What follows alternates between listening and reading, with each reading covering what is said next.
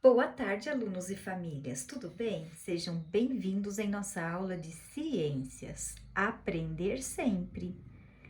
As figuras abaixo representam dois grupos de plantas que você estudou.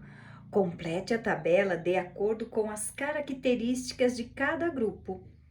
O nome: araucária, laranjeira. A flor: sim ou não? Há frutos, sim ou não? Há semente, sim ou não? Aqui também. Quais partes destas plantas são comestíveis? Bom, no caso da laranjeira, a laranja, que é o fruto da laranjeira. Da araucária, o pinhão, que é a semente da araucária. Número 2. Dois vasos com plantas iguais receberam diariamente a mesma quantidade de água. Um deles foi mantido em local ensolarado e o outro foi guardado em um armário fechado. Ao lado está a representação dos vasos alguns dias depois. Qual dos dois vasos ficou dentro do armário? Como você chegou a essa conclusão? O vaso 1 ou o vaso 2?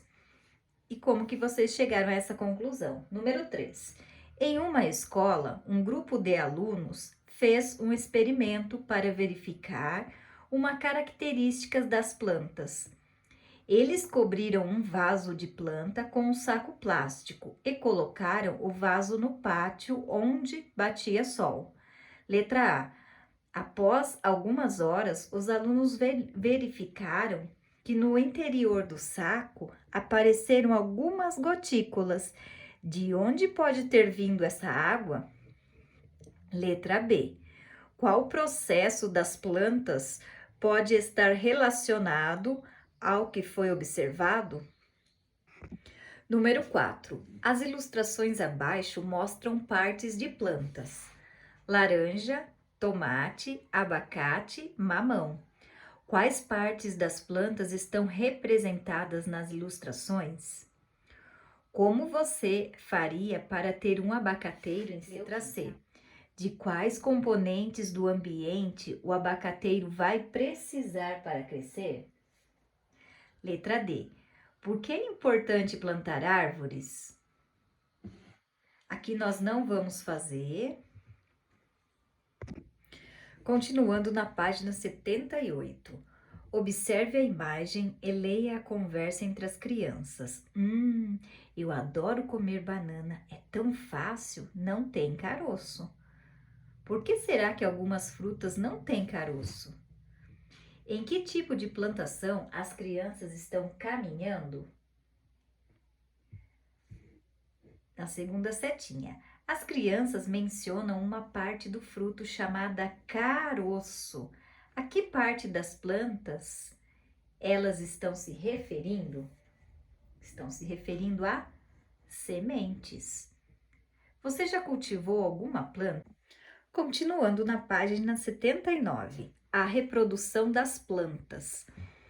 Como já vimos, as plantas têm um ciclo de vida. Elas nascem, crescem e se tornam adultas. Podem se reproduzir e morrem. Nesse ciclo de vida, a reprodução das plantas pode acontecer de maneiras diferentes. Algumas delas se reproduzem apenas uma vez, como é o caso do feijoeiro. Outras podem produzir flores e frutos diversas vezes durante o ciclo de vida. É o caso do jequitibá. O jequitibá é uma das maiores árvores brasileiras. Leia abaixo um dos trechos da canção, Uma Bolinha Marrom, sobre uma semente de jequitibá e observe as imagens. Era uma vez uma bolinha marrom que tinha uma asa comprida.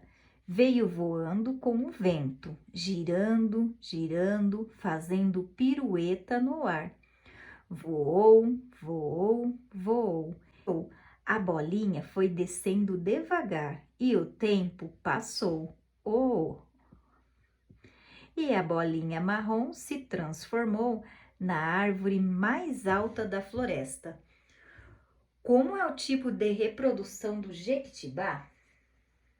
Então, por sementes. Como é chamada a semente do jequitibá nessa canção? Página 80. Reprodução sem sementes. Você já viu alguém plantar uma árvore e dela nascer uma nova planta? Experimente fazer brotar uma folha de violeta africana em um copo com água.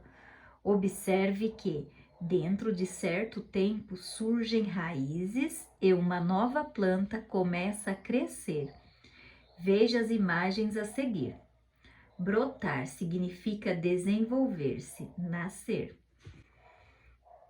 Então, a folha tem cerca de 15 centímetros. Colocou na água, começou a nascer raízes e aqui a raiz aumentou.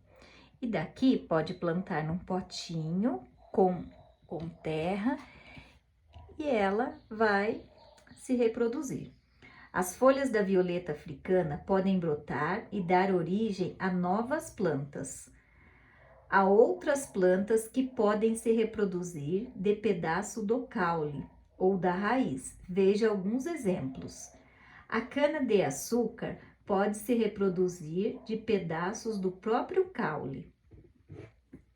Novas plantas de batata doce são obtidas de pedaços de raízes. Número 1. Observe, na ilustração, duas formas de reprodução das plantas e identifique cada uma delas na linha abaixo. Então, qual reprodução é por semente e qual reprodução é sem semente?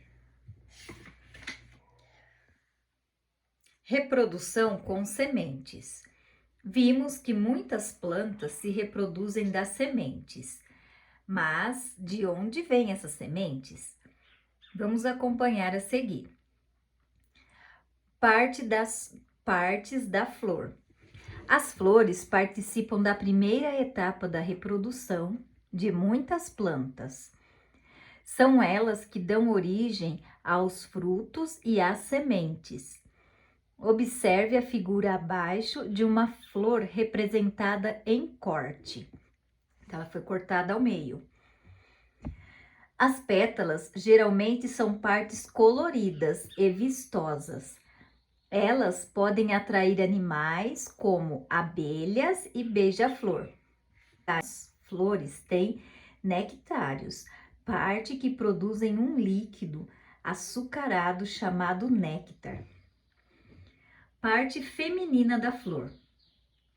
Parte masculina da flor em que há grãos de pólen. As pétalas geralmente são pequenas e verdes. Elas protegem a flor enquanto ela está fechada. Apenas as partes femininas e masculinas participam diretamente da reprodução. As outras partes protegem a flor ou atraem animais para elas. Polinização. A parte masculina da flor produz pequenos grãos chamados de grãos de pólen. Para que a semente se forme, é preciso que os grãos de pólen sejam transportados da parte masculina até a parte feminina da flor. O transporte de grãos de pólen da parte masculina até a parte feminina da flor é chamado polinização. Grãos de pólen produzidos na parte masculina da flor. Então, número 1. O inseto pousa na flor do maracujeiro enquanto se alimenta do néctar. Grãos de pólen ficam grudados em seu corpo. O inseto pousa em outra flor. Os grãos de pólen ficam presos na parte feminina da flor. Depois de certo tempo, as pétalas e outras partes da flor polinizada secam. O maracujá, que é o fruto, começa a se desenvolver. O maracujá amadurece. Ele contém as sementes que podem germinar e originar novas plantas.